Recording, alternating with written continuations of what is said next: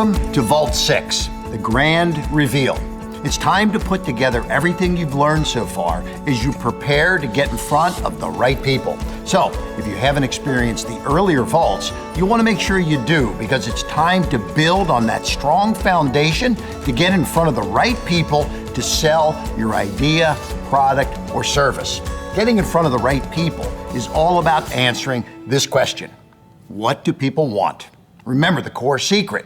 You can have everything in life you want if you'll just help enough other people get what they want. Don't forget, this is a philosophy and not a tactic. To help others get what they want, you must first understand what they want. So, what do people want? The answer is simple.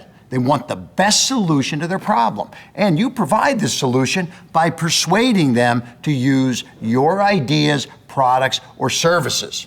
One of the ongoing debates in sales is, what is the most important part of the selling process?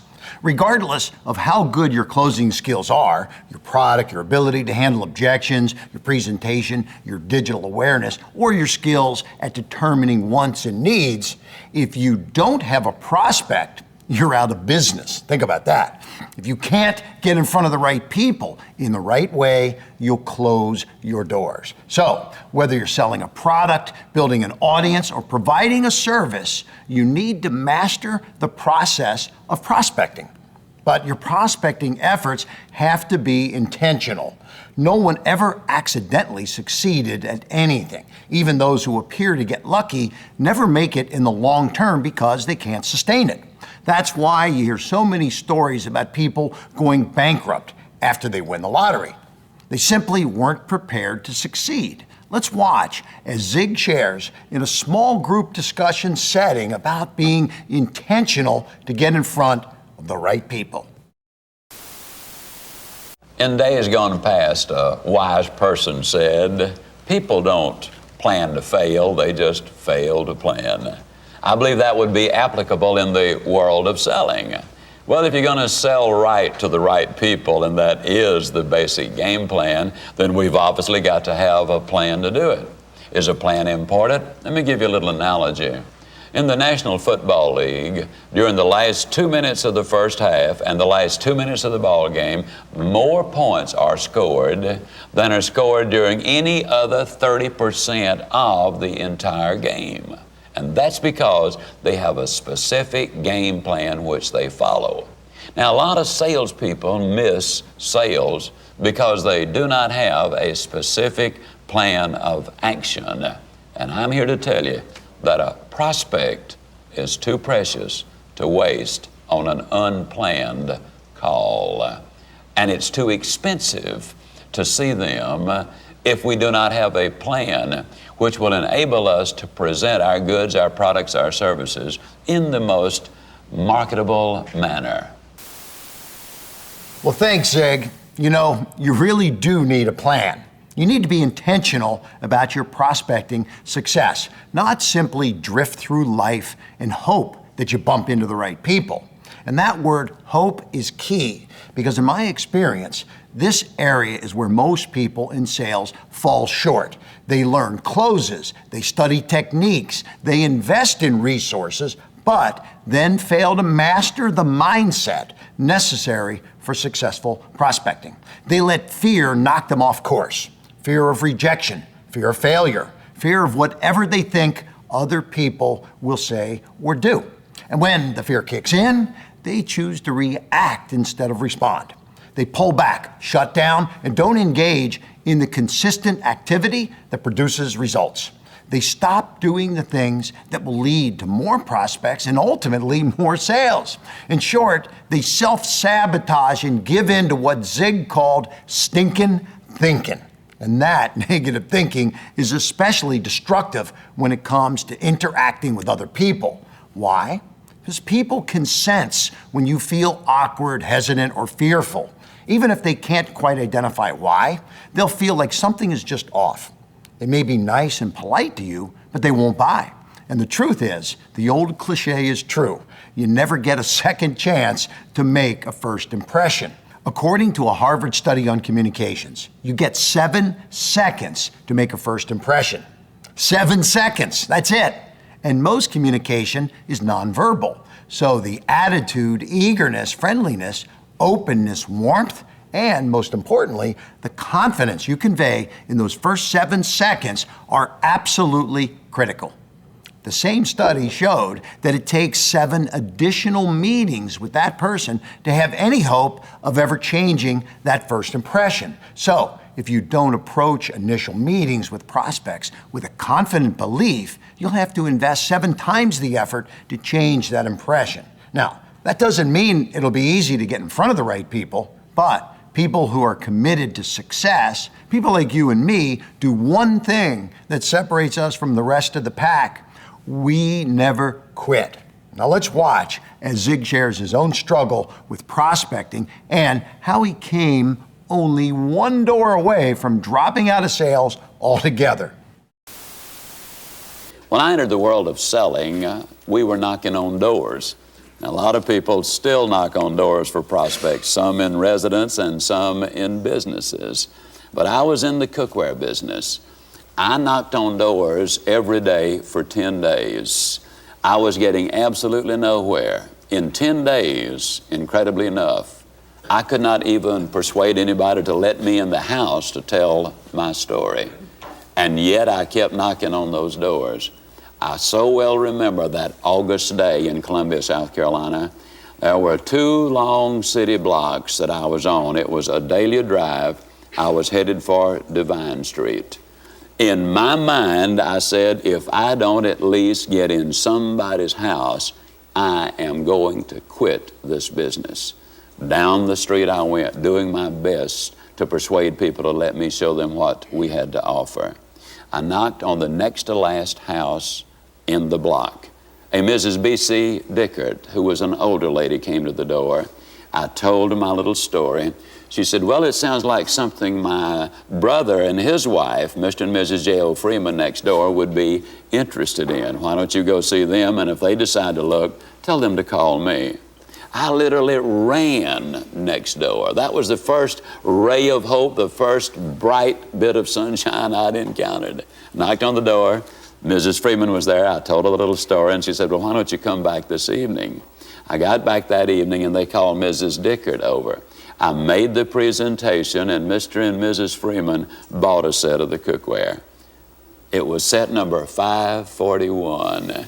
It sold for $61.45, and the down payment was $16.45. Oh, how well I remember it.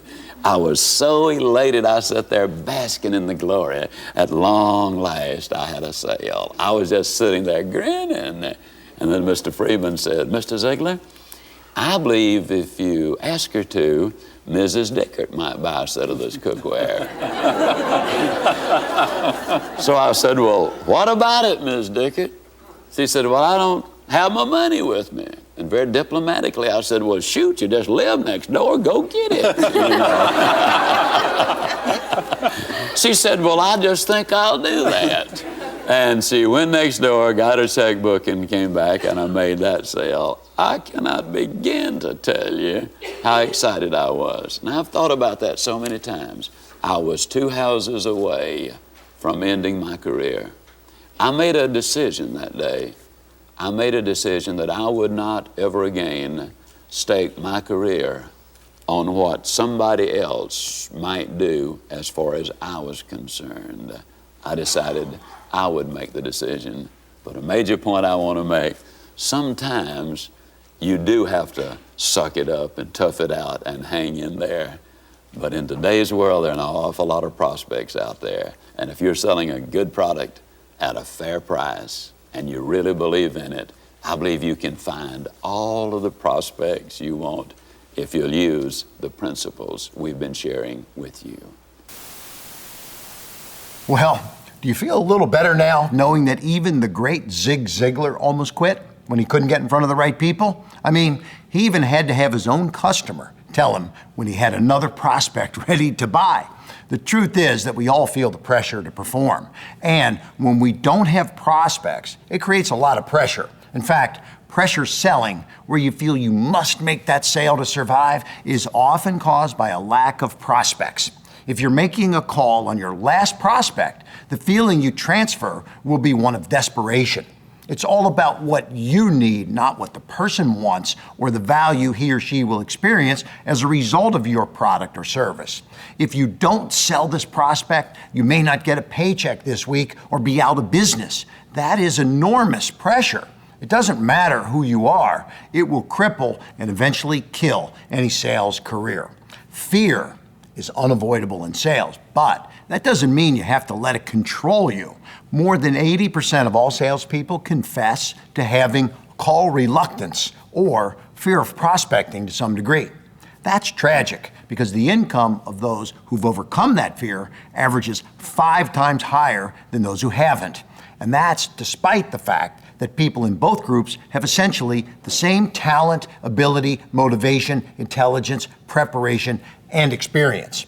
To make it even worse, the fearful group often invests far more time and money in learning what to do. They're just emotionally unable to allow themselves to apply what they know. That's why in this masterclass, I've emphasized the importance of having a winning mindset. It directly determines your ability to 100x your success. The good news is you can join the group of achievers who overcome that call reluctance by putting fear to work for you instead of against you. As I've heard it said, you can't get rid of the butterflies, but you can get them to fly in formation. As a matter of fact, if you feel no anxiety when prospecting, your chances of success will greatly be diminished. When healthy and functioning properly, the human body provides everything necessary to be successful in life. The anxiety we feel when selling is simply a biological response to a stressful situation. That's why a healthy self-image is so important. It lowers our stress levels. The person with the high self-esteem loves to sell and is eager to get face-to-face with a prospect, become an assistant buyer, and is deeply concerned about customer satisfaction. When you hit the target in satisfying customers, your self-concept grows even more, which makes you even more effective, which gives you even more self-esteem, which I think you get the idea, right? So you can begin to make fear work for you instead of against you by focusing on the one factor you can control, you.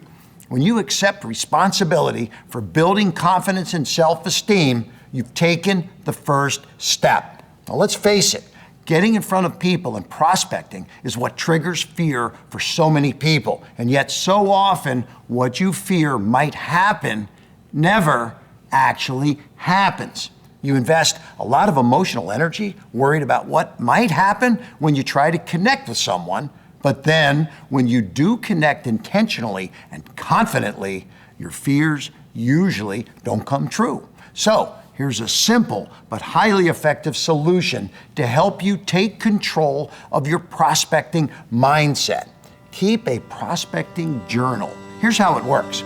Go ahead and write down whatever fears hold you back from getting in front of people to sell your idea, product, or service. Don't avoid those fears. There is some seed of reality in all of them, but it's almost always blown way out of proportion.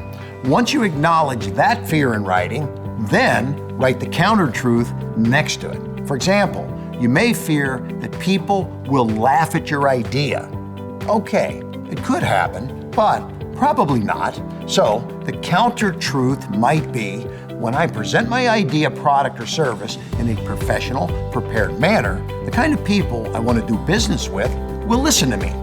Then, once you record these fears and counter-truths, keep track of what actually happens in those interactions so you can base your future prospecting on fact and not fearful fiction. We've provided some downloadable sheets you can use to track your thought process and your actual results. I guarantee you that unless you go out of your way to be rude and obnoxious, what actually happens will not be what you fear might happen. As Zig often said, fear is nothing more than F-E-A-R, false evidence appearing real. Don't give in to it. Getting in front of the right people starts with your mindset, the battle between your ears. Never forget it. believe in what you sell, sincerely believe you are offering an opportunity to make someone's life better and meet a need, and you will be poised for prospecting success.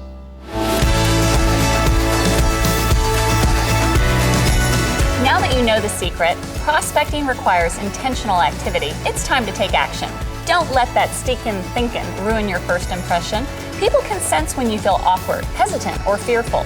If you haven't already, open your guidebook and complete your exercises and record your key takeaway for this secret so you can start enjoying your sales success now.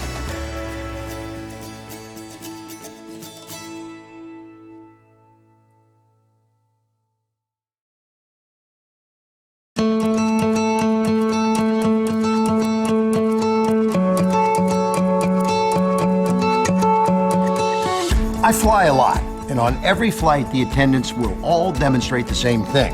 If cabin pressure drops unexpectedly, oxygen mask will drop down.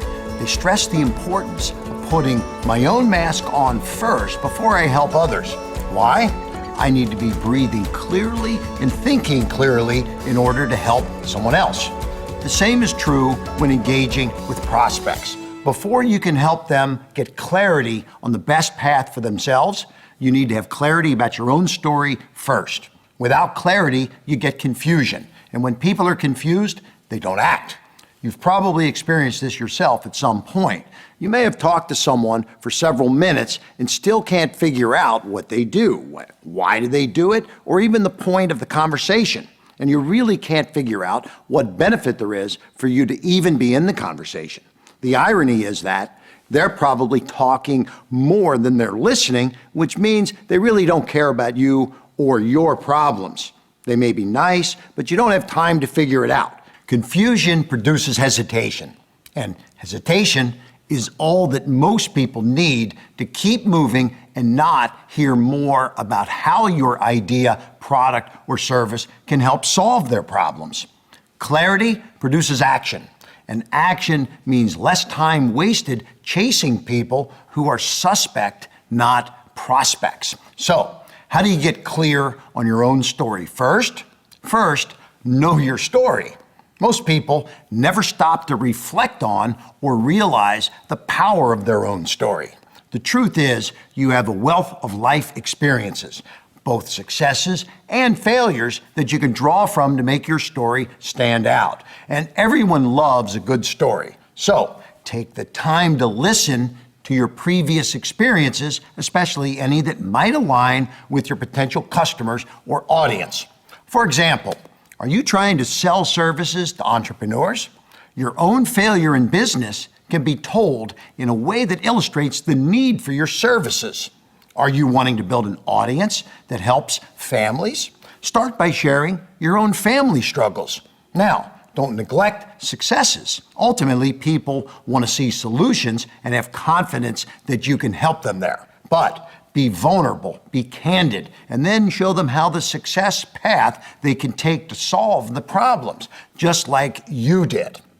So, this is where I highly recommend that you consider making your story part of a book you can use as a business card to establish your credibility as an industry leader. I believe publishing is one of the best things you can do to establish yourself in the marketplace. For example, when I published Act Now, How I Turn Ideas into $1 Million Products, I told my story throughout the book. I shared my own struggles as an aspiring entrepreneur and salesperson.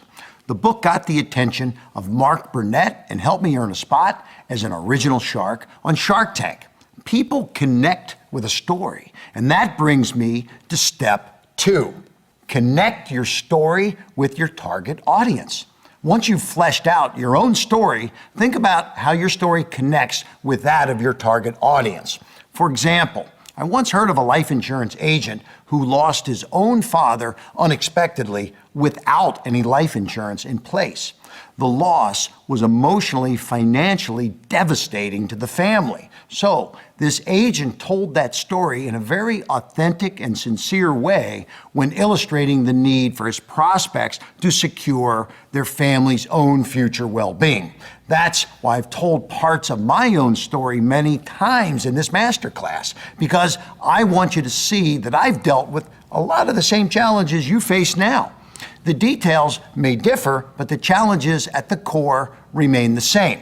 By connecting my story to your story, I empower you to see that the future can be brighter than it is today. When you connect your own success story, you give hope, and hope captivates people and draws in potential audience members or sales prospects. Your connection to their story should provide both empathy with their struggle and credibility that you know a better way. Now, once you know your story and connect your story, it's time to tell your story well. Tell it in a vivid way, using words and details that really make it come alive for them. Focus on the why behind why you do what you do, and don't immediately jump into the details of what. For example, a hairstylist might say he or she helps people look and feel their very best so they can enjoy life to the fullest, not I cut and color. Keep it concise, but let them know you empathize with what they want. After all, doesn't everyone want to look and feel their best so they can enjoy life? I sure do. Let them know you feel their pain points. Wherever possible, communicate how you have been there and done that, and find solutions on the other side by using your own idea, product, or service. This step will require some intentional thought, maybe even some focus groups, or simply trial and error as you engage with people in your network. But by paying attention to how you tell your story, you can open the door with prospects or potential audience members. Know your story, connect your story, tell your story. The process is essentially the same whether you're engaging online, via webinars, in sales presentations, on phone calls, or over lunch. Because people are people, and your story can be powerful in every setting. For more guidance on how to tell your story in a vivid, memorable way that draws people in, let's turn to Zig Ziglar as he describes what he calls the picture close.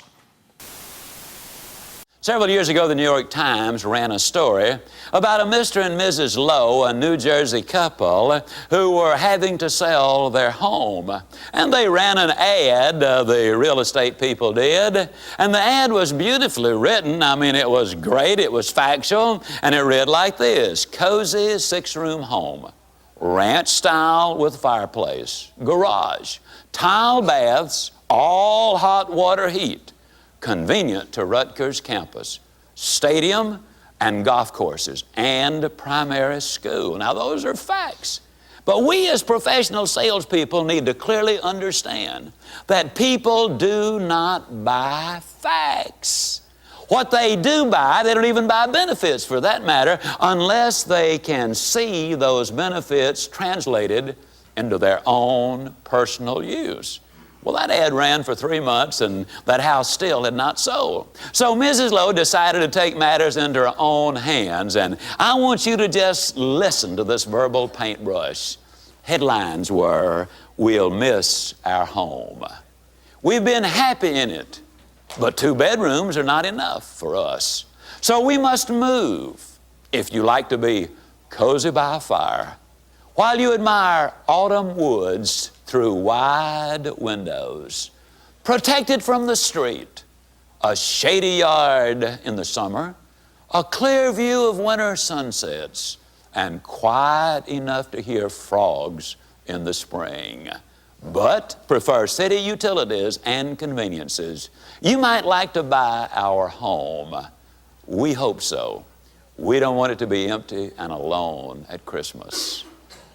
Now, let's look back at that ad just for a moment, and let's really explore all of the pictures which were there. Incidentally, the next day she had 6 calls and sold the house to one of the 6 callers. Now, back it up in your own mind, and let's look at the pictures. First of all, we'll miss our home.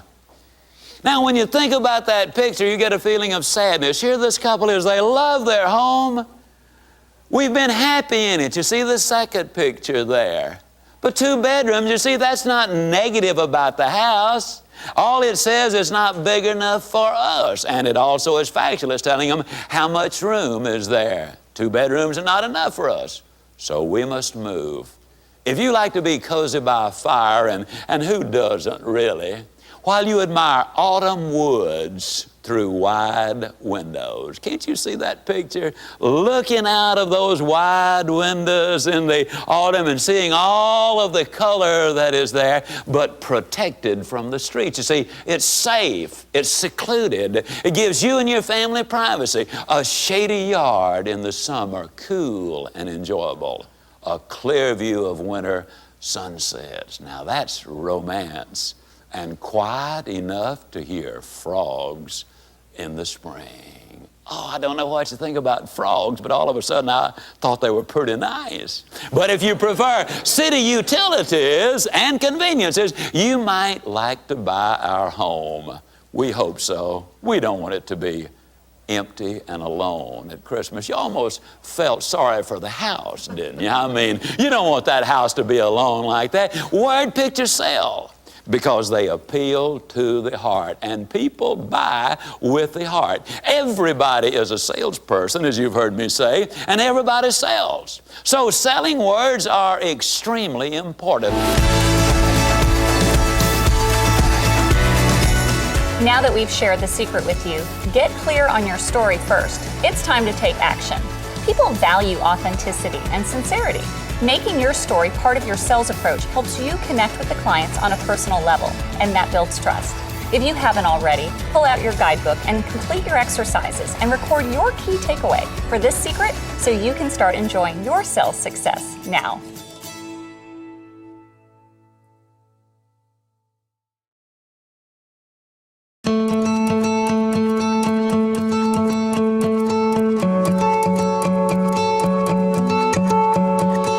Nobody owes you anything.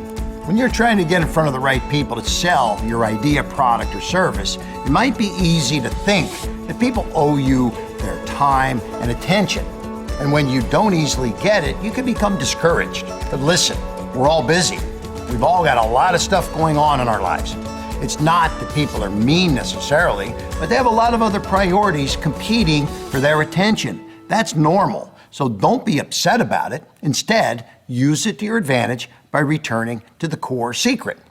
You can have everything in life you want if you will just help enough other people get what they want. What does that mean when it comes to prospecting? Simply this: you can earn the right to speak by delivering value to them. Remember, in Vault 3, we talked about priming the pump. Zig shared his story about Bernard and Jimmy trying to get water out of an abandoned pump. What we learned there was that you have to put something in before you can expect to get something out. That's especially true when it comes to prospecting or building an audience or getting in front of the right people. You have to prime the pump. Zig used to joke about the fact that everybody listens to the same radio station, WIIFM. What's in it for me? We all think this way. In fact, on Shark Tank, the biggest problems presenters had was they were focused on their own needs and cash flow issues rather than what's in it for the shark. If I give you 5 minutes of my time, what's in it for me? I agree to go to lunch with you. What's in it for me? If I click on your Facebook ad, what's in it for me? If I sign up for your email list, what's in it for me? You see, we earn the right to speak into someone's life by offering something of value to them, something they need. Later in this vault, we'll unpack more of how to uncover that need and deliver on it. But first, you need to deliver value to get their attention. For example, let's suppose you provide orthodontic services to straighten teeth, and the braces you offer are simply the best, the very latest in engineering and health science. No one uses anything better. But if you begin to connect with a prospect with advertising or conversation by telling them how wonderfully engineered your braces are, they're going to ask the question, what's in it for me? They don't want the best engineered braces for them or their children. Not really. They want straight teeth and a beautiful smile. So they can have better self-confidence, right? So they can enjoy eating great food with family and friends for their entire lives. They don't want braces. Braces are simply a means to what they really do want. You always must start your prospecting by putting yourself in the other person's shoes and asking, WIIFM, what's in it for me? Too many people start by trying to sell what their product or service does. They're excited about it, rightly so, but the other person is thinking about their own needs and problems. So you have to put yourself in the shoes of the other person, your target audience, and find a way to deliver value right away. That is your first priority with any prospect. Find a way to deliver value as quickly as possible. Only then can you earn the right to tell them more about your idea, product, or service. We did this very thing when getting the word out about this Secrets of Closing the Sale masterclass. We created helpful, free reports, cheat sheets, and similar resources to deliver value right away. Then I offered a complete video series for free, Secrets of Sales Success. It was packed with almost 2 hours of premium content and free downloads to, first and foremost, deliver value. Then, and only then, once I had earned the right to be heard, did I share about the masterclass experience. And even then, we loaded the experience with bonus after bonus to give more and more value. So, the question you need to ask when preparing to approach prospects or get in front of the right people, what value are you offering to them? In this noisy world, you have to deliver value first before you can expect to earn the right to speak. Let me tell you about a story where I needed to add some real value in order to talk to my prospects. And this is when I was a teenager and I was selling a product called Baby Tenda. And it was actually a safety high chair. It was an expensive product that was used in hospitals all around the country. And I was meeting with soon-to-be parents of their first child. So one of the major points here is that I had to create major value in order to talk to these folks. And because what I did was I created this $150 value pack that I would go to the house, meet with them, and I would deliver this one by one. It was a little kind of bonus pack for them. It included a life insurance policy for their baby and all kinds of little samples of products and Tums for the tummy when the mom was going to be eating that ice cream late at night. But it was 8 to 10 minutes of me spending value time with those parents about ready to have their first baby in delivering to them a tremendous $150 value. Now, I said to them at the end of that, I said, this is all I ask. Now that I've given you this free gift, this $150 free gift, I just need 2 minutes to tell you why I'm here, and then you have a choice. I can either leave or we can stay and talk about the Baby Tenda. And they said, fine, thank you, that's great. And so the point of this story is that by giving the $150 worth of value, spending 8 to 10 minutes on why they were getting such a valuable gift, they then wanted to hear about Baby Tenda, and 99 times out of 100, the people said, yes, I want to hear the rest, because they were having a baby and this was a safety high chair. Now, only maybe one time that I can remember where there was a gentleman that said, hey, I got a baseball game in about an hour, so I'm sorry, but I'm not going to be able to stay for this presentation. So that was a pretty tough one to overcome. But I think the ultimate point of what I'm talking about here is that we got into the house by delivering value and $150 worth of value, and then 99% of the people welcomed me to stay, and then we had a very high close rate on the people that actually went through with the product. So it was an amazing learning curve for me, and I was a teenager, so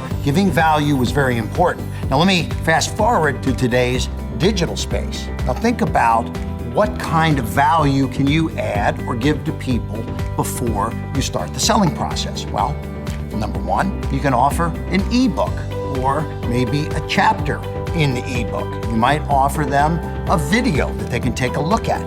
This is free for the opt-in, right? Might be a cheat sheet or some kind of a hack that you're going to give them free of charge. This is the value that you're adding before you're actually trying to sell. So I think the key thing is to think about what's in it for your target audience. Then deliver value first before you ask for their time or permission to connect further.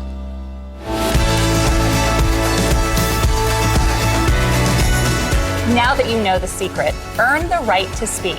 It's time to take action. Put yourself in the shoes of the other person, your target audience, and find a way to deliver value right away.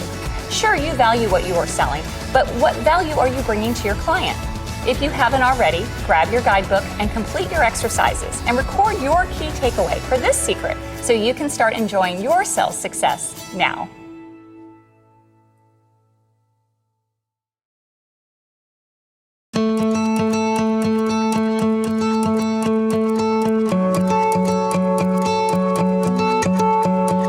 Have you ever seen someone inside one of those money win machines where cash is flying everywhere and the person only has so much time to grab all they can get?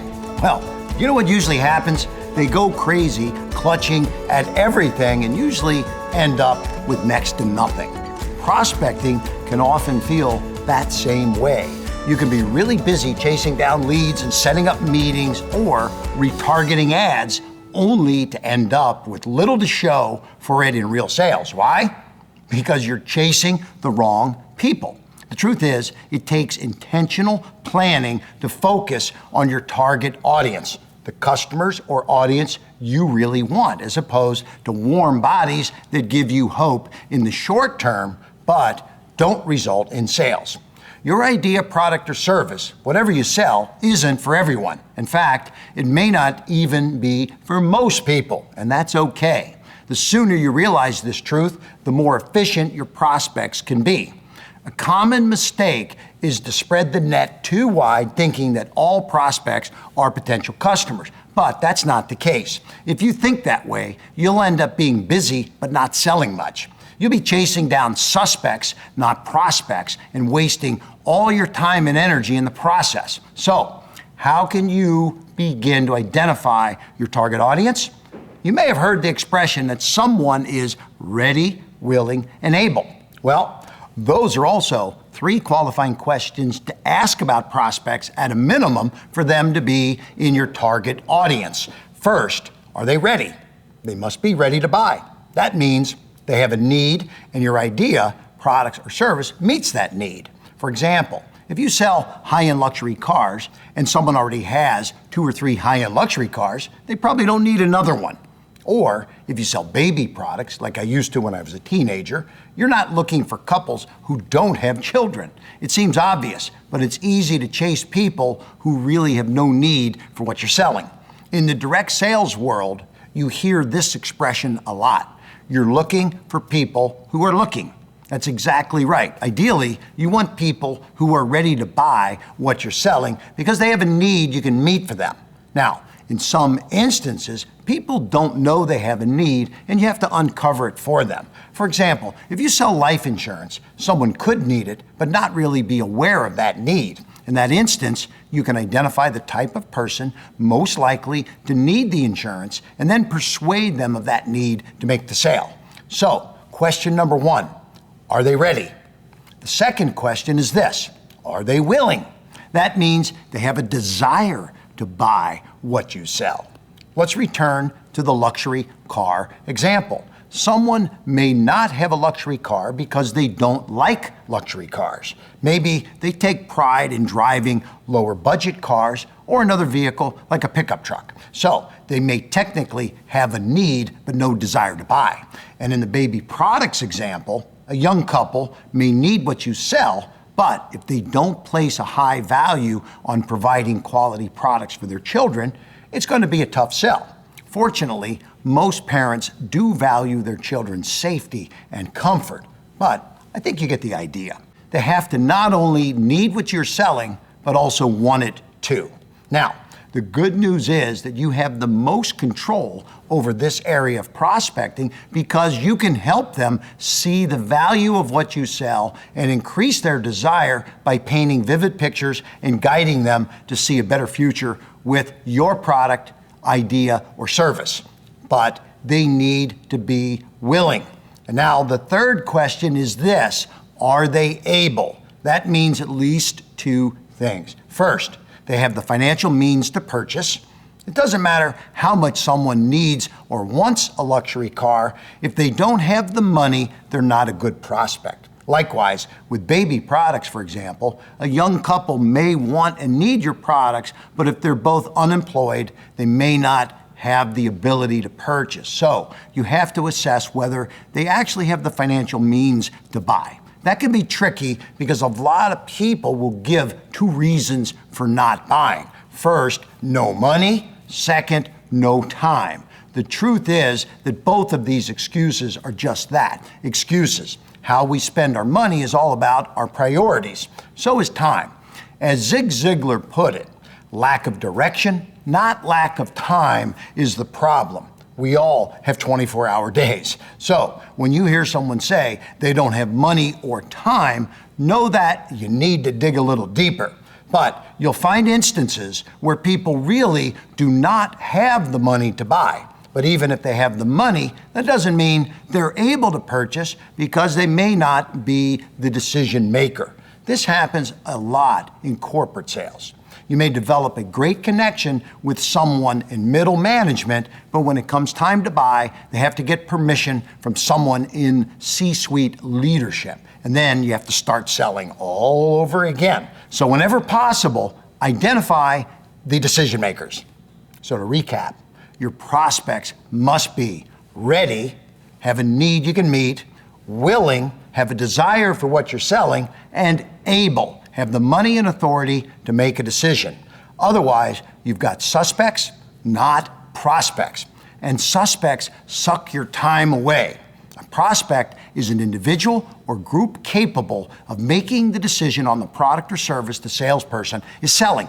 A suspect is a name that could be a prospect. So the name, any name, offers hope. But unless that hope has a solid foundation, then you only have a suspect. A prospect has a need for the product, a possible desire to own that product, and the financial capacity to implement that decision. Ready, willing, and able. You spend time with suspects, you invest time with prospects. Let's watch as Zig reveals his 3 types of prospects and how to approach each of them. Let's take a quick look at 3 different kinds of prospects we deal with right now. First of all, there's Gary Gullible. Now you deal with old Gary in an open, straightforward way. Tell him lots of human interest stories. He's more likely to buy because he likes and trusts you than for any other reason. He responds to persuasion but is offended with speed and pressure. Deal with him gently but confidently.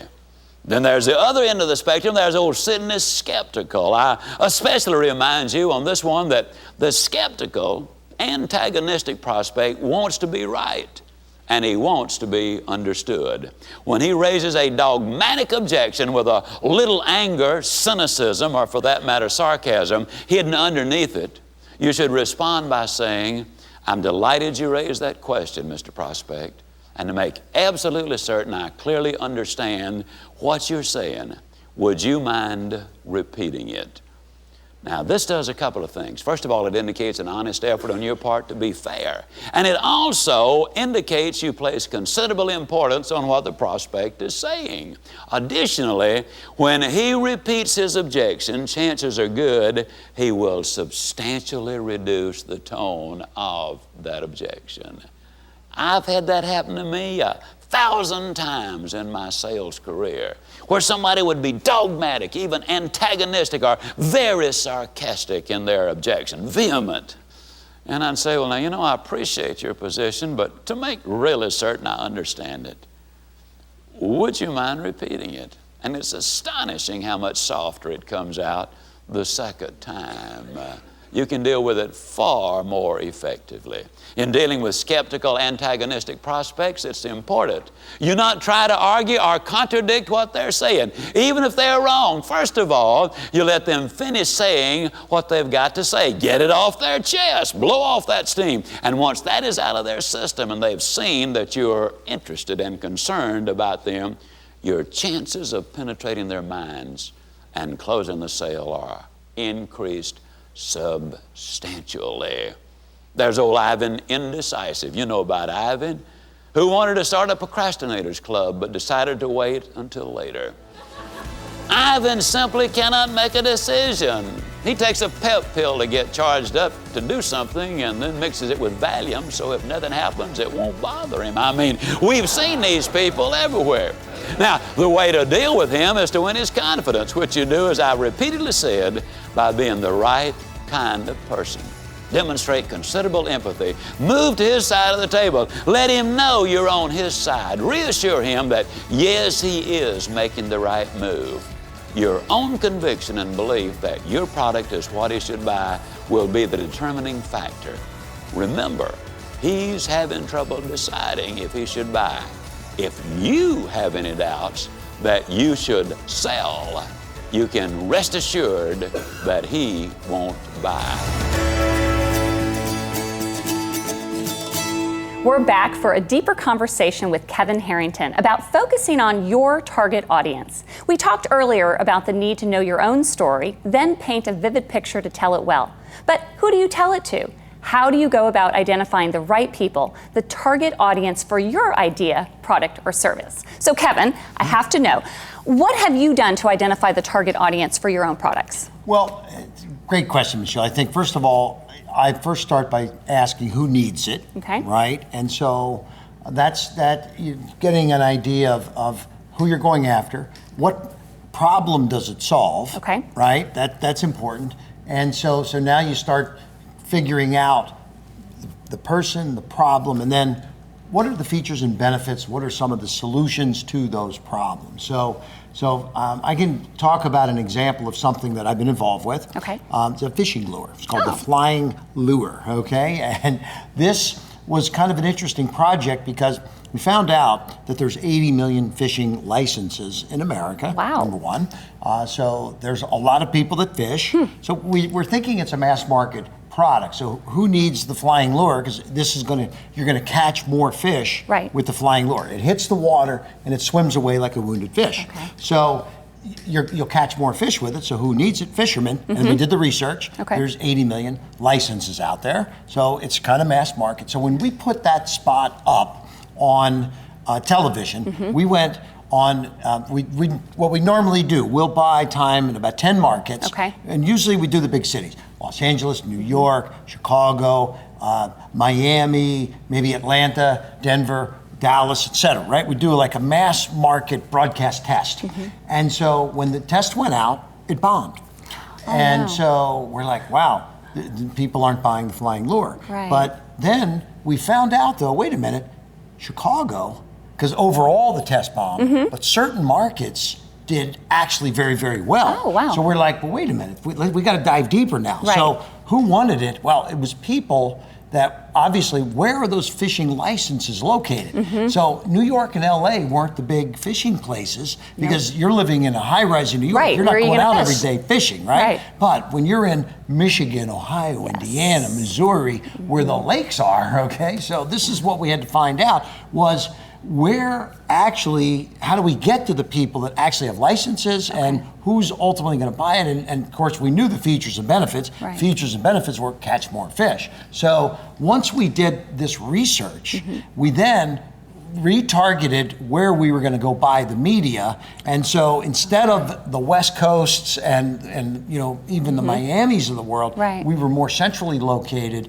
Minnesotas and certain states. But we actually found more than 30 states that had very powerful fishing People that love to fish. Love to fish, Yeah. right?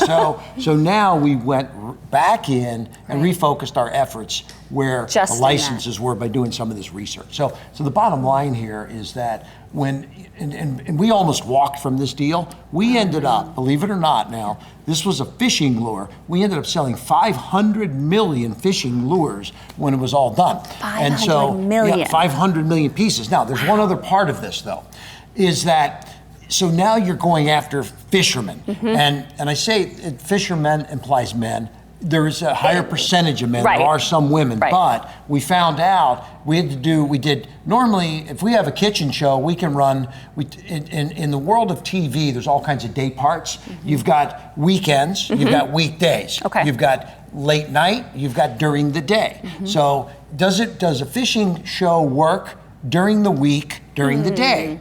No, No. it doesn't, because that's primarily women watching, and women weren't buying the fishing not lure your target enough audience. for us to get to that target audience. Yeah. So we found out, though, weeknights, late night was good because men are there. True. Weekends was the power time for us to sell tons and tons. So we then put 80% of our budget on the weekends, focused towards men. Spike TV and certain channels were just crushing it. Also, regional sports networks. Oh, great Just idea. Unbelievable. Fox Sports in all the regions all around the country. So the bottom line is, this is what supercharged that. We stayed away from Los Angeles and New York, the big, metropolitan You would think, markets. right. They're not going to be doing all the fishing. Plus, the other thing is, this was a fishing lure that worked more in not in salt water, but it was more in fresh water. So now, which makes a lot of LA, sense. Miami, LA, Miami, New York, they're on the ocean, That's right. salt water. So don't go spending money in these places where people aren't going to buy it. But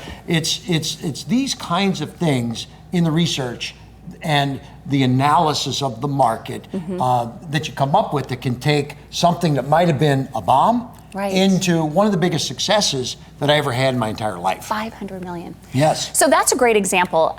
I have to ask, though, what about the digital space? How does that work in the digital space? Right. So now, we've only talked so far about television, and that's the industry I come from. But now, as what's happened in the last 10 years, TV viewership has dropped. Yes. So we got about a 50% decline in TV viewership. So where did those eyeballs go? Right. If they aren't watching TV today, they're watching what?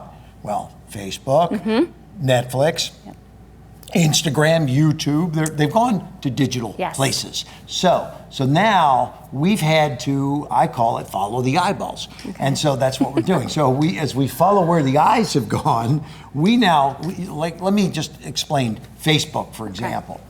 On Facebook, you can actually target right into 1,800 different demographic points. 1,800. And so I brought a product along just to give you an example of Oh, something good. where you can get very precise on your marketing. So when we first showed this item to QVC, for example, which is a mass market TV channel, that's old media, right? They said, oh, we don't think it's going to work. Well, what is this? This is an eyeglass cleaning device that cleans both sides of your glasses simultaneously. It's called Peeps, and so it's like a tweezers that has carbon cleaning pads, cleans both sides. So now it's got a rechargeable station that when it goes in to the station, it gets cleaned and sort of magnetized, right, when it goes into there. So QVC said, no, we don't want this. So, okay, no problem. So what we did, we went to Facebook. But what did we find? We were able to go to people that have prescription glasses. You can pinpoint just to that. Wow. Or to people that bought a pair of sunglasses in the last 12 months. And do you know how many people that is on an annual basis? 225 million. So it's a pretty big number. Huge. But for some reason, QVC thought, well, it's not, it's not for us. Right. Well, let me say what happened. We then went to Facebook and we're targeting, right, and just having unbelievable success. And by the way, seniors were even more powerful because they're wearing readers, and so now. And you make it simple for them. So we make it simple to clean, and you can put it around your neck if you want. But the bottom line is, after we showed how powerful it was on Facebook, we also tried Instagram, big. We also tried YouTube, big. Guess who called? QVC. I bet they did. They called and said, we're seeing it everywhere. Can we try it now? So they only started with 1,000 pieces. Right. And went from 1,000, boom, that sold out, to 5,000, that sold out, to 25,000, that sold out, to 50,000, boom, boom, boom. We've sold hundreds of thousands of this item just on one little shopping chain. Not little, they're a big one now. Well, sure, but the point is that we focused on the markets on Facebook that we knew were powerful. Right. Had tremendous success there, but then we were able to actually morph it back into some of the more mass market kind of old media channels like the QVCs of the world. So I call it a win-win situation because digital ended up powering the rest of all the rest. And by the way, digital has the ability to do brand building kind of power because I've seen it on Facebook, I've seen it here. You see it everywhere. Well, now when it hits the retail store, it's sort of become the as seen on the internet product, like as seen on TV kind of thing. And so now we're shipping into retail. That's brilliant. Yeah. Well, and I love how that it makes that transition because digital is everywhere now, like you said. So I do want to address, because you talk about finding that target audience, but how do you really identify them? How do you know who to go after? Well, and that's a good question because at the end of the day, research is one of the ways that you start. Sometimes it's a trial and error, and I use the term we test before we invest. Okay. And so, for example, in the case of Peeps, we knew people that own glasses were going to be interested because they got to, you want to clean your glasses with your jacket and scratch it all up or whatever, right? So we created some great visuals to empower people to want to have the product. But so it's you do sort of a competitive analysis kind of what other things can people use to maybe clean their glasses, et cetera. So but the bottom line is that in my world, we find out if something works by just starting with a little bit of a test. Okay. This is the test before you invest model, where we can actually put a little like home video up, okay? So let me give you a great story. Michael Dubin had a couple $1,000 left in his bank account, and he went and shot a video. And he was running around in his warehouse with a forklift, and he was selling razors. And he said, I'm going to spend a couple $1,000 to create this Dollar Shave Club video to sell razors, right? Yep. And so he didn't know whether are people going to buy this, but it went viral. Oh, yes, it did. And so he got 10,000 customers, then he got 50,000, then he started raising money. All of a sudden he's got 100,000, then 500,000, 1 million customers, and then along comes Unilever. They bought the company, Dollar Shave Club, for $1 billion. Wow. I mean, a billion with a B. Billion. So, yeah, and so it was a couple $1,000 test, and this is what I do virtually every week of my life now, is whether it's a Peeps or a this or a that. As I run around the world, people come to me with ideas. We do a little test, put it up. But we're shooting these authentic style videos that works very well. Absolutely. So it's all about really knowing where those decision makers are, because that's the key. Because no matter what you have and what you sell, if it's not gonna get the people that need it most, you're going to miss out. Right. Anything else about finding the right target audience? Anything that we can share with the community? You mentioned decision makers, so let me give a good example of dealing with how do you get to a decision maker, maybe, right? Yes, let's do that, because that's a big question. I actually was involved in my teenager years, going back a few years now, selling a product that was a safety high chair for people having a baby, right? So this was a very expensive product. In relative terms, it would be close to $1,000 today. Okay. But it was used in hospitals all over America. So the baby couldn't fall out of it, couldn't tip over, and it was very safe, right?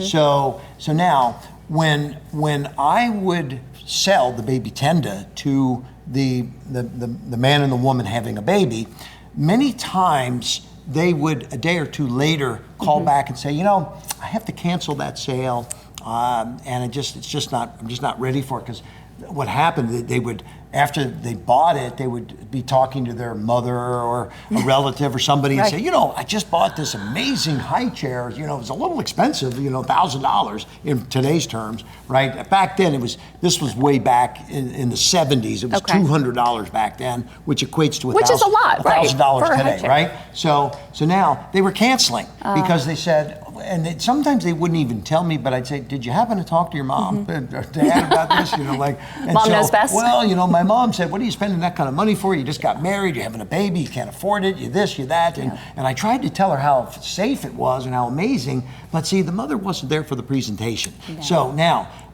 So what I was dealing with was, who's the ultimate decision maker? Right. Well, they thought they were, but the mother changed their mind. Right. But what I would do then, as I was making the sale, is I wanted to make sure. Now wait a minute. Before I leave the house, you've decided you want this. Let's just talk about this. Now, do you understand all of the benefits? Because I am going to tell you, I know what's going to happen. You're going to call probably your mother and tell you how excited you were to buy this. Right. And you know what your mom's going to say?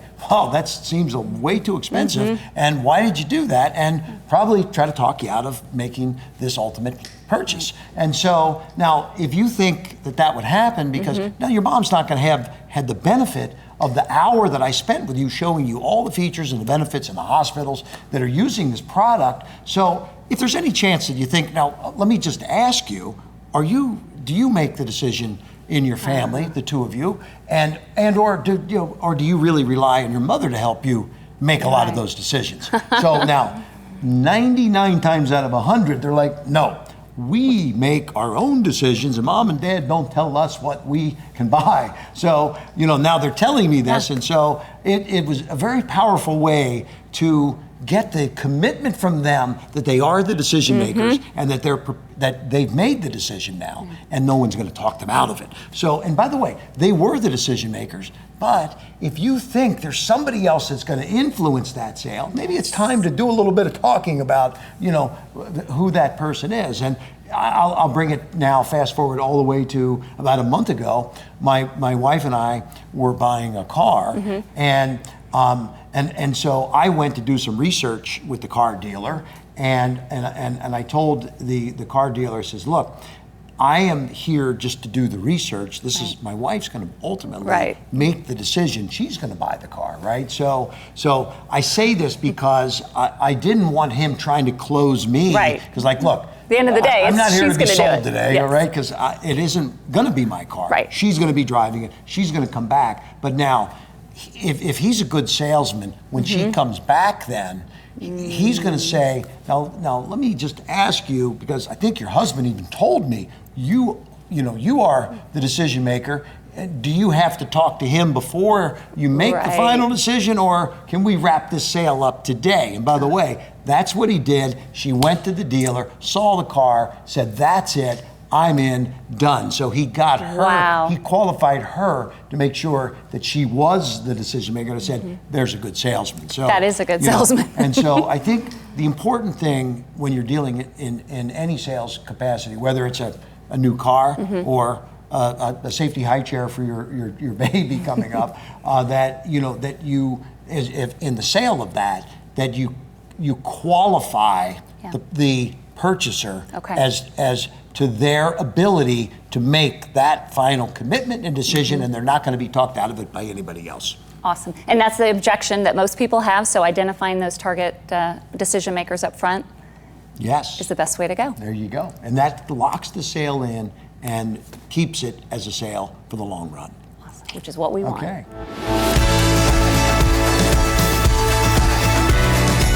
Now that the secret is available to you, focus on your target audience. It's time to take action. Your idea, product, or service isn't for everyone. That means they have a need, and your idea, products, or service must meet that need. If you haven't already, open your guidebook and complete your exercises and record your key takeaway for this secret so you can start enjoying your sales success now.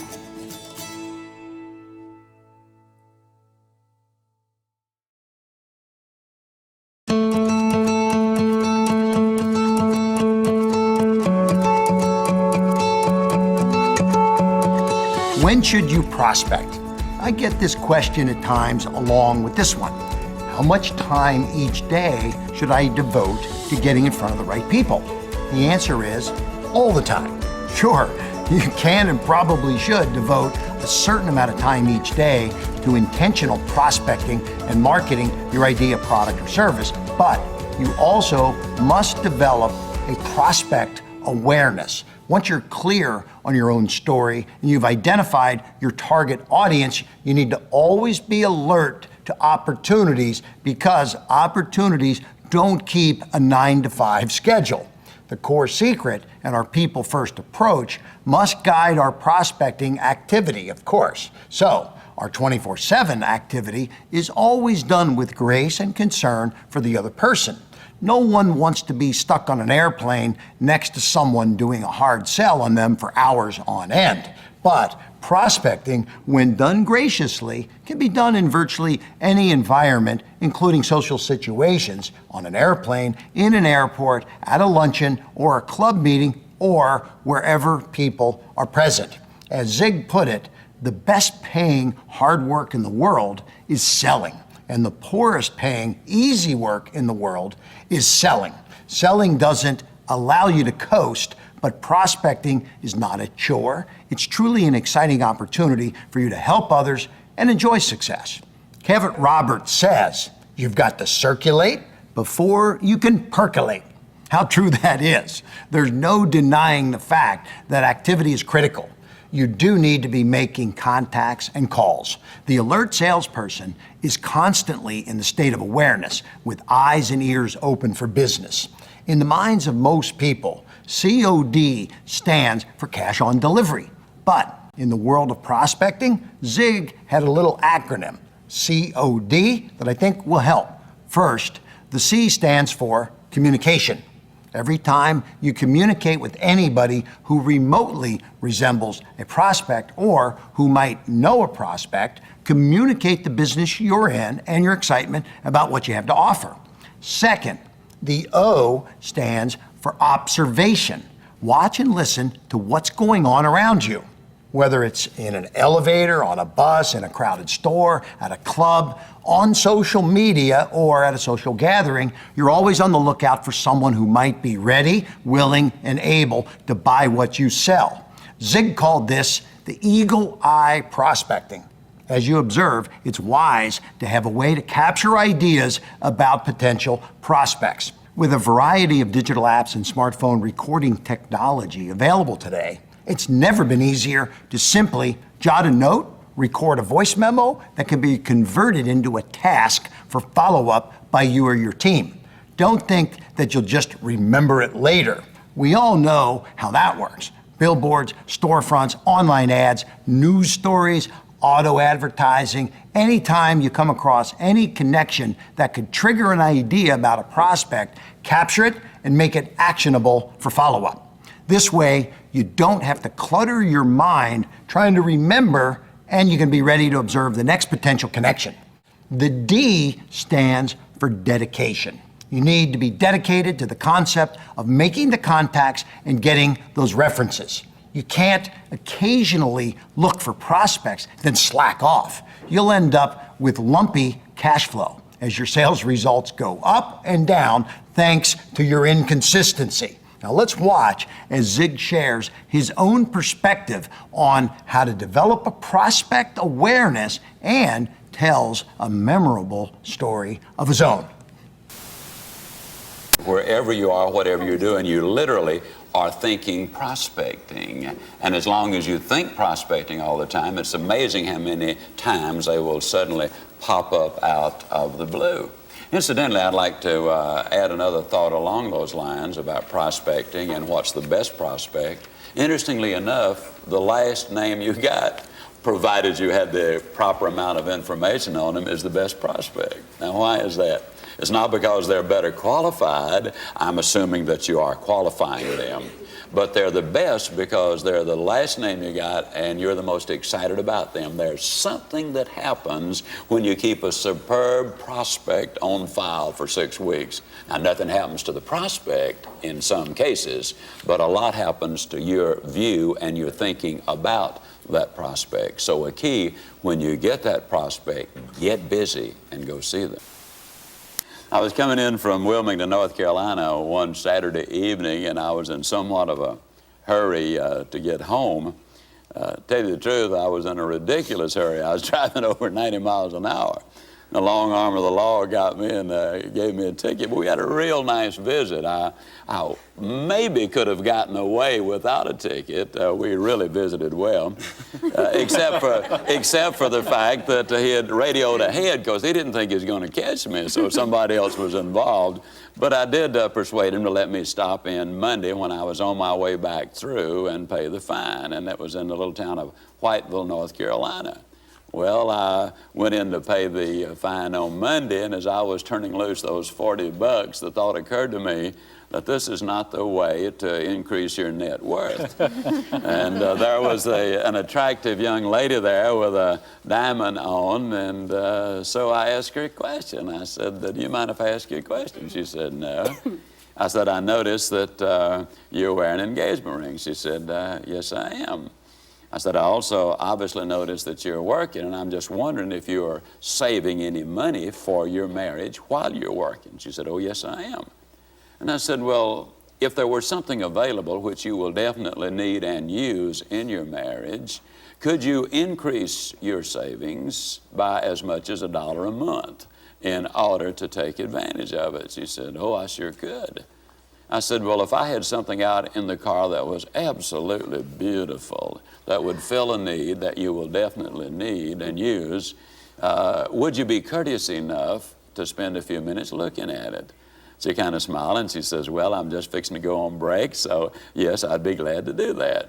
So I scooted to the car, brought my samples in, and I put on a fast demonstration, and I asked the obligating question. She had this other lady who also was on break, and she was with her.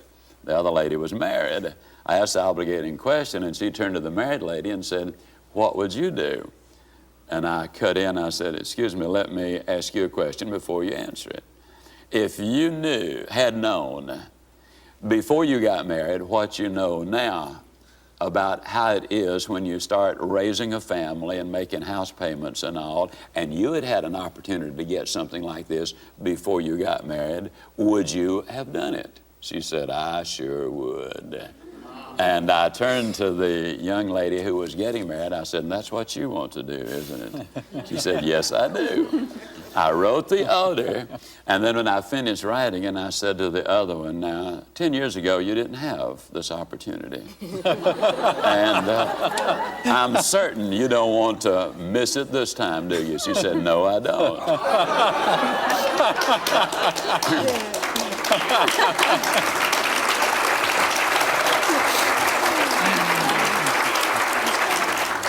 I wrote both of those orders, and on the way out of town, I saw that same highway patrolman. This time, I stopped him and thanked him for the ticket and told him what I had done. So as you say, Phil, you prospect wherever you are. That's really the way to do it. But that's not a method you'd recommend to all of us, would you? I think you can get prospects for less than $40. And you don't have to go 90 miles an hour to get one, but I do think you need to be aware at all times.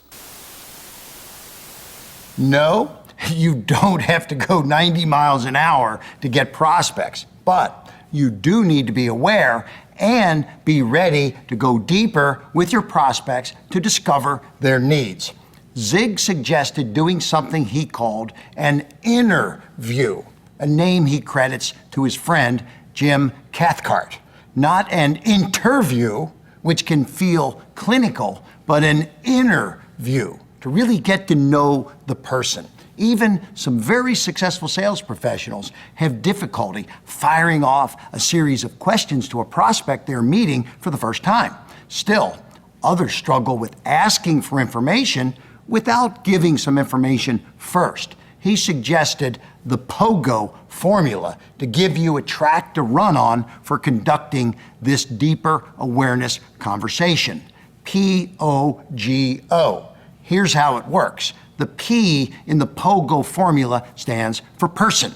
Your conversation needs to start by focusing on the other person. If you want to gain trust and discover wants and needs, you'll need to get information regarding the people involved in the sales process. If you're meeting someone in person, for example, in his or her office, look for visual clues, pictures, trophies, office design, anything that might allow you to establish common ground. Look for ways to sincerely applaud what they're already doing. If you called into someone's office, for example, a sincere compliment can be effective. The person who answers your phone was really pleasant, or something as basic as a sincere "thank you for taking my call" will help you get off on the right foot. Anything that expresses your sincere interest in the prospect as a person and how valuable he or she is, regardless of whether they buy anything from you. Now, as you design a series of questions relating to that person, it's okay to share some personal information about yourself. But you already know about you. Give just enough about yourself to express common interest, but not enough to monopolize the conversation. As a rule of thumb, limit your personal revelations to 25% of this part of the conversation. In other words, 3 parts them to 1 part you. Second, the first O in the POGO formula stands for organization. As the conversation about the person draws to a close, move to the organization. Again, probe gently and be willing to talk about your organization and the places you have positive common ground, or you can sincerely compliment the prospect. The same rule applies as in the person phase. 25% about your organization to 75% about the prospects. I'm not saying you can't talk about your company. Some prospects are eager to know about you, and you must give them enough information to build confidence that your company is solid and reputable. However, do not monopolize the conversation. Your objective is to give them enough information to build that confidence and to gather enough information to make you effective. That is, to make the sale. Third, the G in the POGO formula stands for goals. This is the time for gathering personal and professional goals, such as, what do you plan to accomplish in the next 6 months? What goals do you have in place for the next year? Notice that both of these are open door questions. Now, I would never accuse a prospect of fibbing, but I've known a few who would say what they think you want to hear. One of the greatest dangers here is to allow the prospect to throw up a smokescreen regarding their true goals. In all fairness, it's human nature to tell questioners what they think they want to hear or what we think they expect to hear. Many salespeople are so pleased to get a response here that they hurry along to the next part of the process. The true sales pro will slow down and continue to probe. One of the most important probing questions you'll want to ask is, why would achieving that goal be important to you?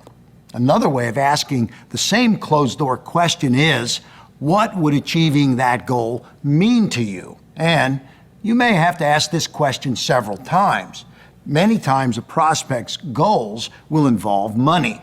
I want to submit to you that money is never a goal. The real goal revolves around what can be done with the money.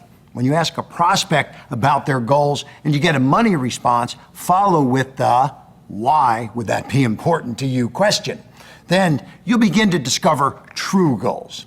In addition, you're also helping the prospect discover these true goals. Many people give their goals very little thought, and while you don't want your interview session to become a counseling session, your goal must be for the prospect to get real with you. Why do so few people actually achieve their goals? Primarily because they've never really identified the true goals. Once again, the people who think their goal is money are wrong. Their goal relates to what they can do with the money.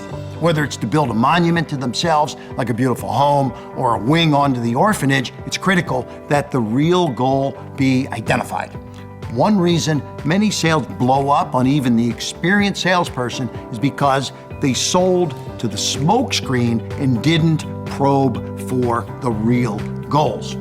Fourth, the second O in our POGO formula stands for obstacles to the goals you just discussed. As Dr. Norman Vincent Peale says, if you want to meet someone who has no problems or obstacles in life, just go down to the cemetery. Because everyone you meet has problems. I once heard a man say, you can go up to anyone on the street and tell them, I heard about your problem. They won't say, what problem? They'll say, who told you? The key doesn't lie in not having problems, because we all have them. The key lies in finding solutions to those problems. People don't want to buy what you're selling, not really. They want solutions to their problems. People want to hear that there's hope in their future and read that tomorrow can be better than today. People will buy from you because they believe you can offer a solution to their problems and help them overcome their obstacles. So, always be aware of potential prospects and then use this POGO formula, P-O-G-O, to conduct interviews to truly connect and help people get more of what they want so you can get what you want.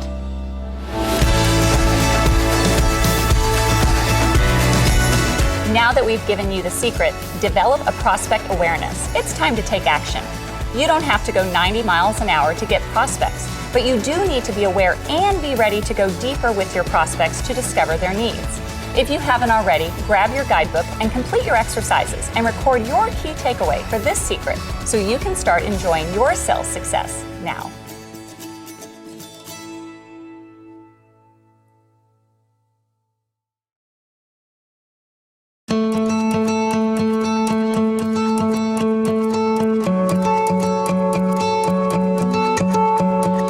No matter what you're selling, you need prospects. You need people who will buy, click, or sign up. One mistake I've seen people make often from direct selling to online marketing is to think that they have to get more prospects rather than go deep with the people they already know. The truth is that the best customer you can have is one that is already a customer. Think about it. You've already invested the time into getting to know them. You've already sold them something at least once. So 80% of the work is done. Instead of focusing all your efforts on finding new people, why not invest some of your energy into servicing that client and going deeper to see if there are more ways you can serve them? You may be surprised at what you'll find. The person with whom you've already established a relationship is probably your best prospect for additional goods, products, or services. If you represent a company which has an extensive line of products, or if they've come out with any new items, you certainly want to offer them to your existing customers. You've already covered the basic obstacles in the sales process. You've built a relationship, developed confidence and rapport, established the fact that you're a person who can be trusted, and convinced the prospect that what you offer has value. Under these circumstances, it's natural that these customers are your best prospects to sell more. At the very least, when you engage your existing customers in a deeper way, you'll open a door to generate referrals when you do so, if you ask for them. After all, the best advertising you can have is a referral from a satisfied client. So how do you go about cultivating your current customer base to produce more business and endless referrals? First, you must understand what Zig called the sin of the desert. An individual who knows where the water is in the desert but will not share the information with others is committing the sin of the desert. Successful salespeople believe so strongly in their ideas, products, or services that they feel that a customer who is completely satisfied will want to share the names of prospects. If they don't, they are guilty of the sin of the desert.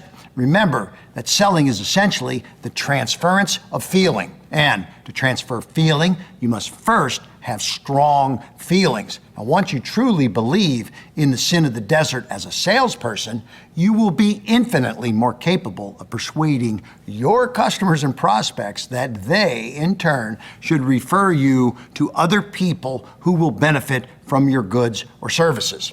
Zig called it radiation prospecting. You start with one relationship, go deeper, and then follow the referrals outward from there. In fact, Back when Zig sold door to door, he often employed an approach called nesting. He would find one location, get to know the people there, and then follow referrals to friends and neighbors until he had just sold about everybody in the area. The same thing applies to generating referrals for your business and sales efforts. Go deep with your existing customers and, assuming they really are satisfied with what you sell, make the ask for referrals. Now, suppose you're brand new. You enrolled in the master class to make sure you got off to the best start. Where do you start? Answer: you begin by opening your eyes and observing everything around you. You'll notice that in your office, there may be customer files with which you can begin working with. Chances are excellent that your trainer in your company will be not only willing but eager to share this information with you, so you can start making those contacts on the service and referral concept as your beginning point. And if you're an entrepreneur, stay tuned. I'll talk more about how I approach referrals as an entrepreneur in just a minute. But first, let's watch as Zig shares in a small group setting more about how to ask for referrals and how to deal with people concerned about your using their name as a referral. And I think when you're asking for prospects, the way you ask for them is of paramount importance. I've seen salespeople say, well, I'd like to have 5 prospects. Would you fill out this list for me?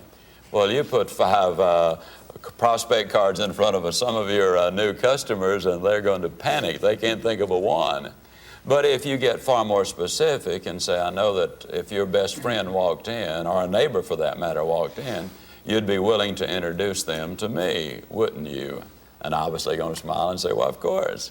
Well, I'm going to ask you to introduce me to your next door neighbor or to a friend of yours by way of their name and address so that I might share with them what your excitement is about our product.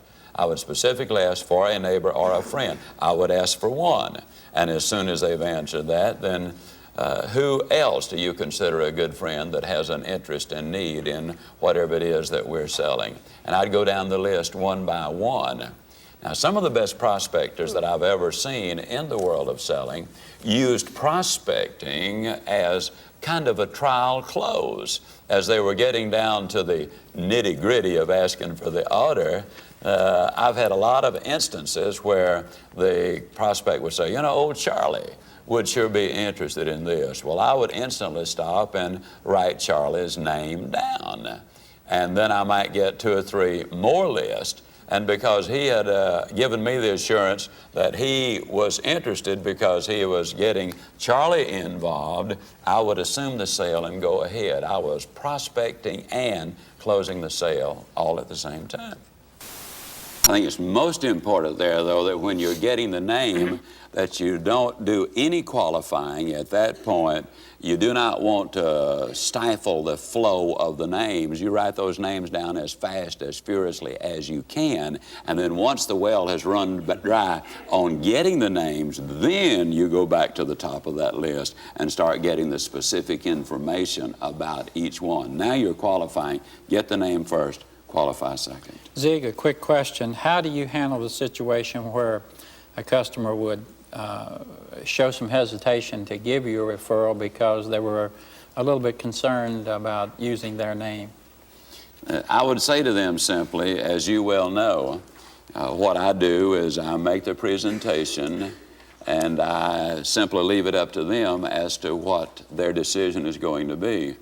Probably the most unusual compliment and the most sincere one I ever got, and the one I'm the most proud of, I was getting referrals once and I said to the lady, as you know, all I do is demonstrate, and if they want what we're selling, that's fine. If they do not want what we're selling, that's fine too.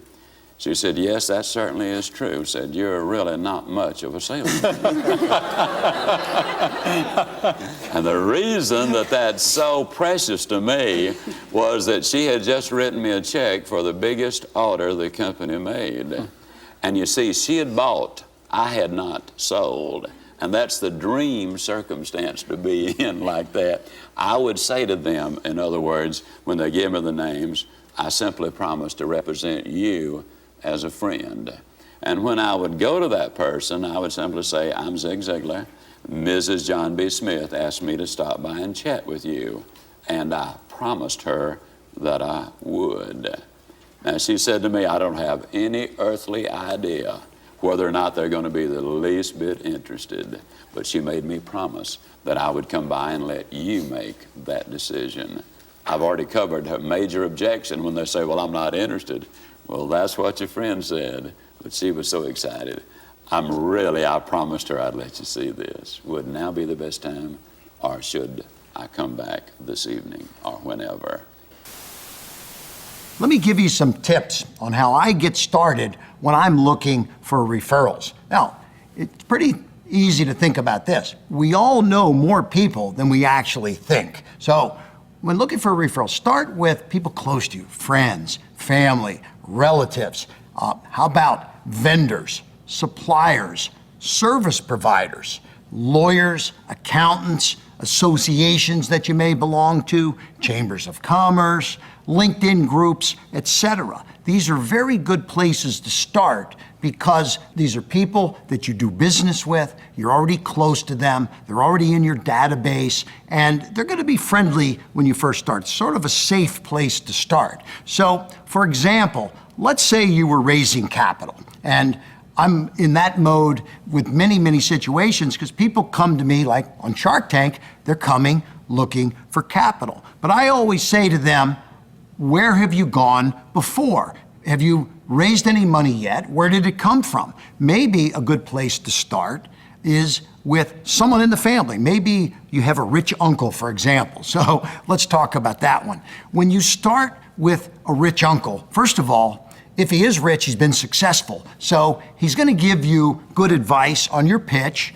And I remember a case years and years and years ago, an uncle that I had that said, Kevin, that pitch was pretty good, but let me give you some pointers on how to make it stronger. And, you know, I like what you're doing, so I am going to invest with you, but let me help you create a stronger pitch. So now you're getting advice as you're developing your pitch to raise capital. So this is what happens when you start with people that are close to you. In fact, let's say when you go on a Kickstarter, maybe a crowdfunding situation, if you just start from cold and expect that the crowd is going to invest in you, it's not going to happen. You've got to get those surrounding you, those that are close to you, in a support mode from the very beginning. And again, these are relatives, aunts, uncles, friends, but also people in your industry, people that gain benefit from your success, people that as you grow, let's take my industry.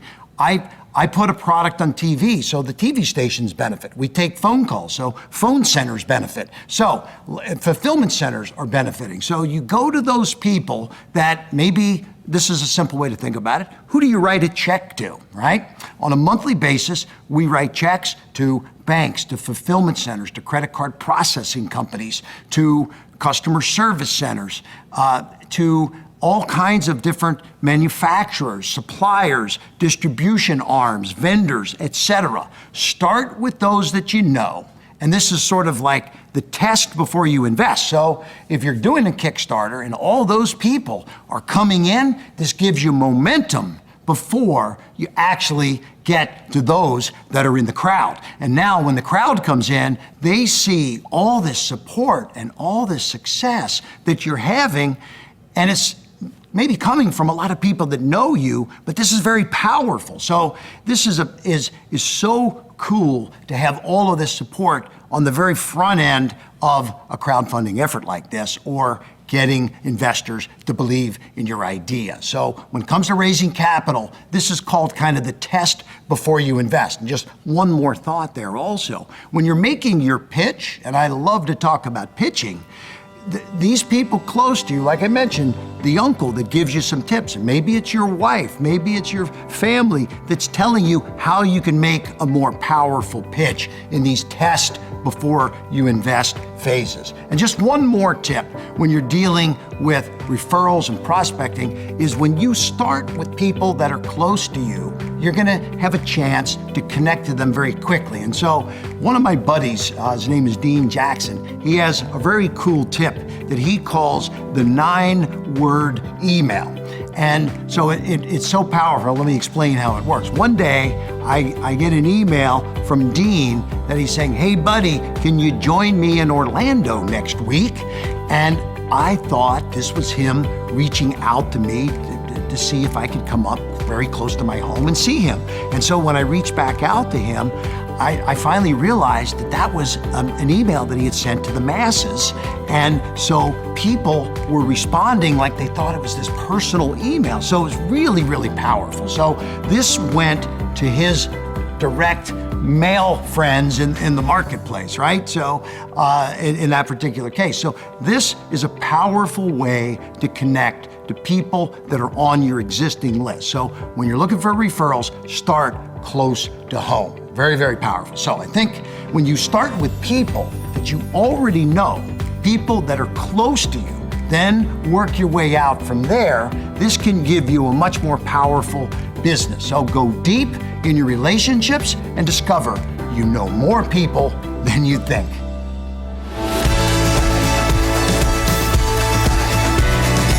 Now that you have the secret, you know more people than you think. It's time to take action. When you engage your existing customers in a deeper way, you'll open a door to generate referrals when you do so, if you ask for them. If you haven't already, pull out your guidebook and complete your exercises and record your key takeaway for this secret so you can start enjoying your sales success now.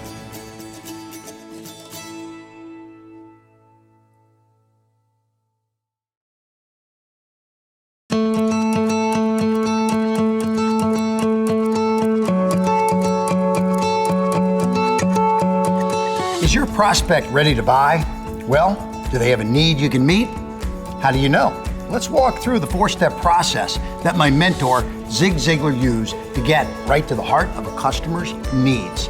First, need analysis. Second, need awareness. Third, need solution. And finally, need satisfaction. Step 1 is need analysis.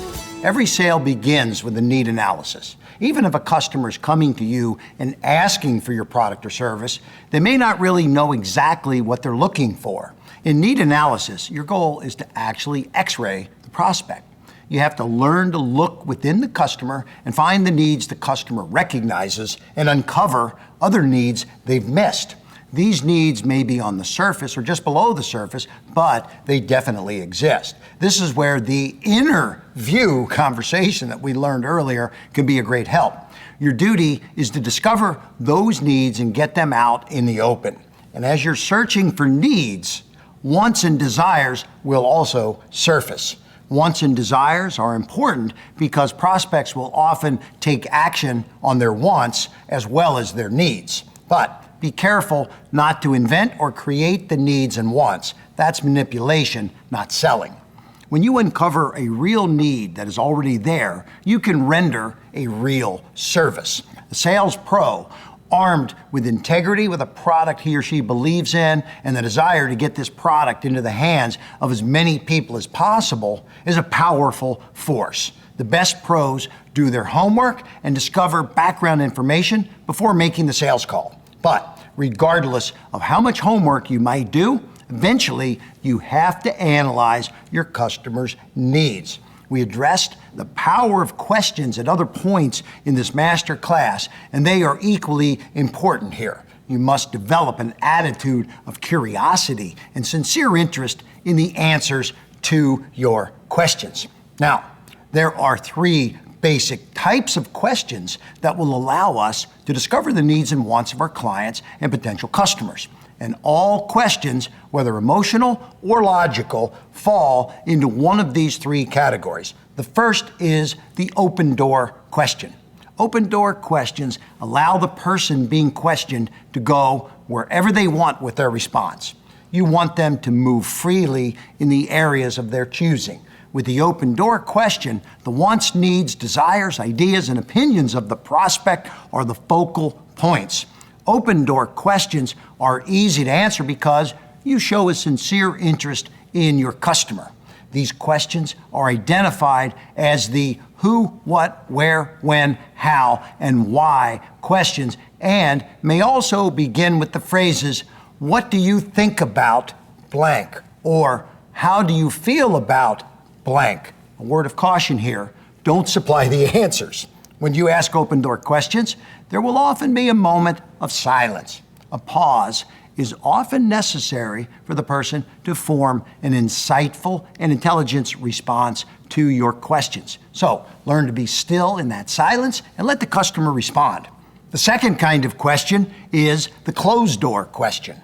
If an open door question is designed to allow the prospect to move freely wherever their thoughts take them, then the closed door question is designed to keep them in a certain area for clarification or embellishment. Closed door questions begin with phrases like, "Would you tell me more about this blank?" Or, "That's fascinating, but what do you mean by that blank?" The third type of question is the yes or no question. This question demands a direct response. One very important point. Only use this question when you already know the answer. The danger of this kind of question is that if it's overused, it may be perceived as patronizing. Yes or no questions allow you to test the waters and check on your progress in the sales process and see if you're getting buy-in from the customer based on the response.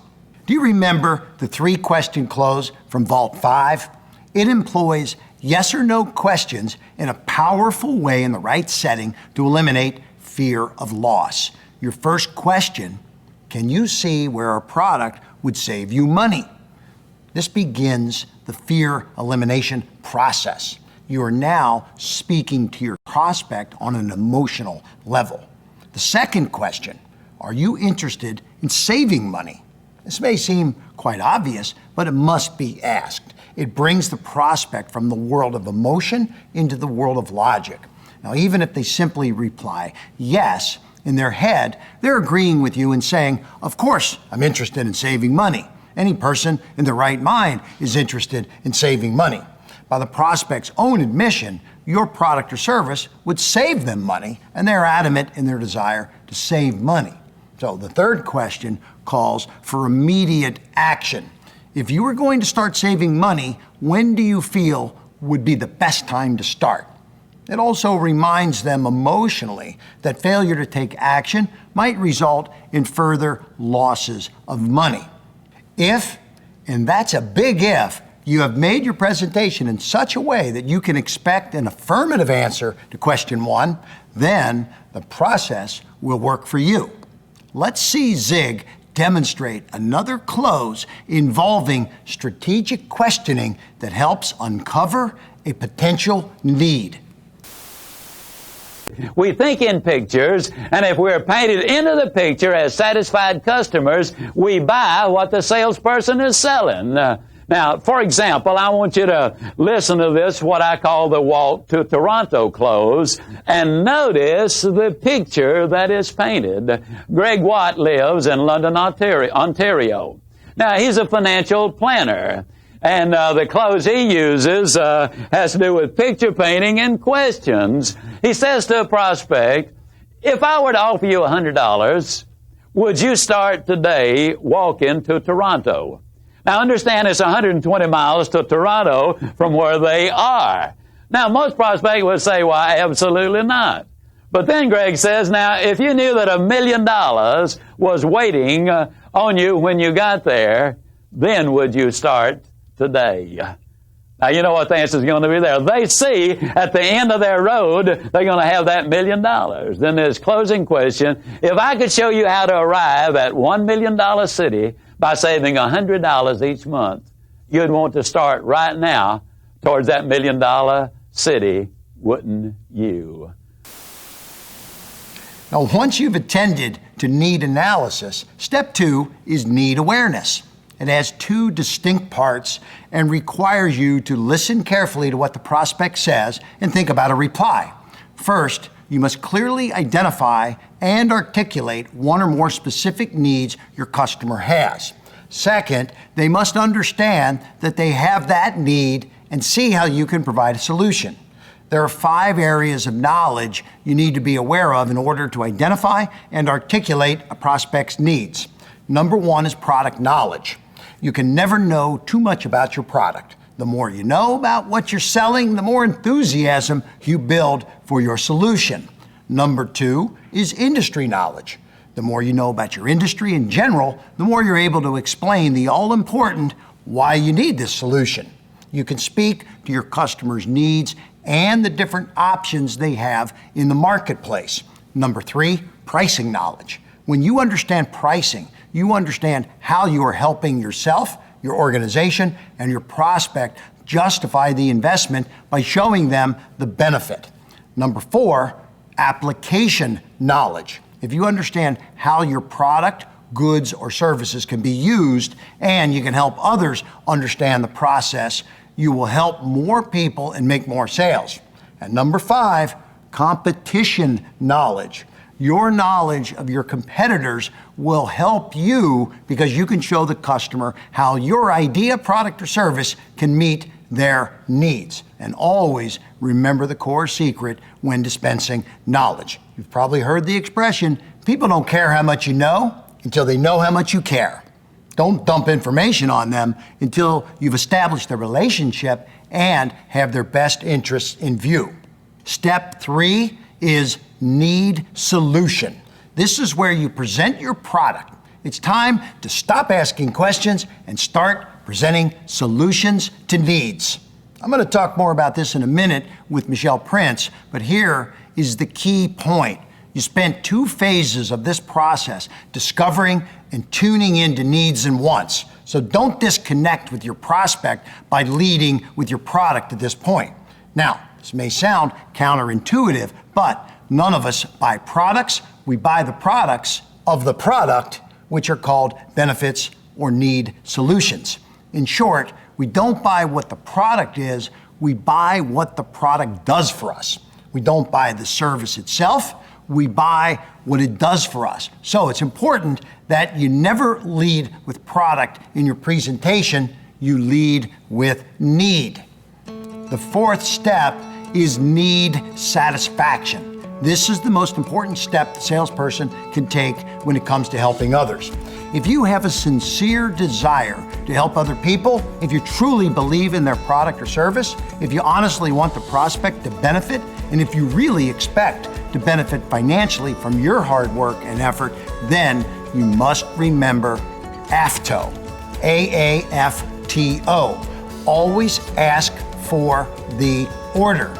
You've identified your customer's needs and you have a powerful solution that has value. Ask for the order. Welcome back as we go deeper and talk about the need solution step with Kevin Harrington. Kevin has been on the receiving end of well over 50,000 sales presentations and has done quite a few of his own over the years. He's developed a simple framework to use when offering your need solution. So let's let him walk us through it. Kevin, tell us about the simple framework. It starts with the word tease. Tease, yes. What is that all about? It's a great question. Tease, when you're making a presentation, if you're going to walk into a room and start talking, presenting, the first thing you need to do is get their attention, right? Because if they're not listening to you, and I've had this happen, where I walked in and I thought I had their attention, but found out I got about halfway through and I'm like, uh-oh, they didn't hear a lot of what I said. So how do you start by getting their attention? And a lot of times the tease involves talking about some kind of a problem that they can acknowledge. So when you tease with a problem, they're likely to say, yes, I understand that. Now, this is something that has to happen pretty quickly. And in the world of the as seen on TV kind of business that I have been in for many, many years, within 6 to 8 seconds, we want to create some kind of an attention-getting problem that we show that people can identify with. So now, wait a minute, yes, I identify with that problem. I'm going to listen to what is coming next. So that's how we do the tease. Start with an attention-getting problem. Okay, that makes total sense.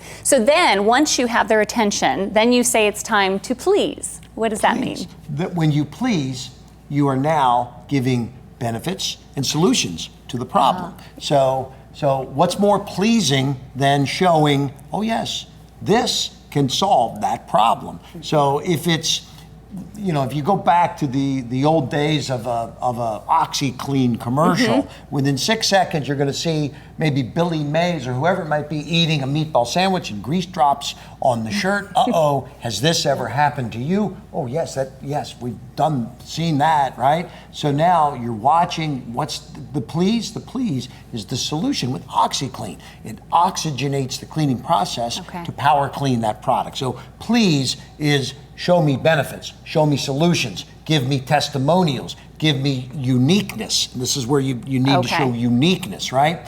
Show me magical transformations. That's a powerful one. So this is like before and after, where what's more pleasing than to show a problem, something dirty, something clean, somebody overweight, somebody thin, somebody with skin that's like has acne and now clear skin. So when you think about that kind of thing, whether, and it applies to more than just products, it can be services also.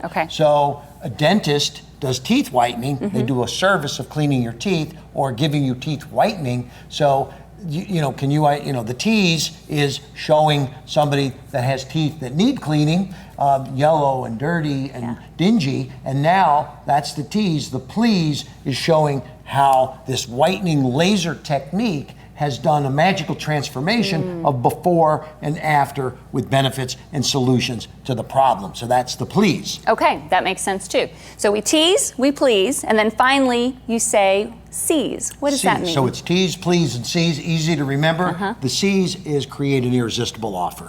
And we're talking about sales, so if you don't try to close the sale at the end, which is what seize is all about, then you're not there's no commerce involved, right? So after you've gotten their attention, you have a problem, you've solved the problem, now what's the deal? The deal is X, you're going to get this, but wait, there might be more coming if you're going to give them some other benefits or hooks or additional products or buy now incentives or a low price, some kind of irresistible offer, whether it be this big package because you're buying now, or a discount or free shipping, something like that. So you need it, or maybe, let's say it's something that's selling for $300 and you want to put it in 10 payments at $29 so people can afford it, right? That's irresistible, because people might say, I don't have $300 left on my credit card, but how about if we give you a 10 pay for $29, right? That means now you've made it irresistible, right? They can't say, I can't afford it. Can you afford $29, right? So whether it be a payment plan, added benefits, but wait, there's more, power-packed that offer with lots of goodies and benefits. And that's the C's, the irresistible offer. Okay, I love that. So what are some of the mistakes that people make when doing this? Well, on Shark Tank, I took a lot of pitches. So yes, you did. I take pitches every single day, I think. You know what people do a lot of times? They're focused on themselves. Me, me, me. Kind of, maybe this is not the right word, but sometimes I think of it as being a little selfish. Like they're focused on their business, their needs, they need money. What's in it for them? They're raising capital. So let's talk about that kind of a thing where they're raising money. I want you to invest $100,000 for 10% of my company. Well, why should I invest, right? Focus on me, the investor, on how do I get my money back, right? So what I say is if those salespeople that become the assistant buyer, meaning they put themselves in the buyer's shoes, they have a much stronger capability than of selling that product or service that they're selling, because what does it take for the buyer to be motivated to buy the product? So don't just be the seller, turn around and become the buyer. And this ultimately goes right back to Zig Ziglar's core secret of you can get what you want if you help enough other people get what they want. So what does an investor want? He wants a return on his investment. So if you have an irresistible offer that is, you're going to accelerate his money back, give him very quick, fast return on his investment, then you're thinking you're giving them what they want. And now you get what you want, so the investment. So you just have to kind of reframe your mind, put yourself in the buyer's shoes, become an assistant buyer, and you're going to get everything you want. Love that. All right, so T's, please, C's. Know the need. You've heard the secret. Know the need, meet the need. Now it's time to take action. You have to learn to look within the customer and find the needs that the customer recognizes and uncover other needs they've missed. When you show them that you can meet those needs, always ask for the order. If you haven't already, open your guidebook and complete your exercises and record your key takeaway for this secret so you can start enjoying your sales success now.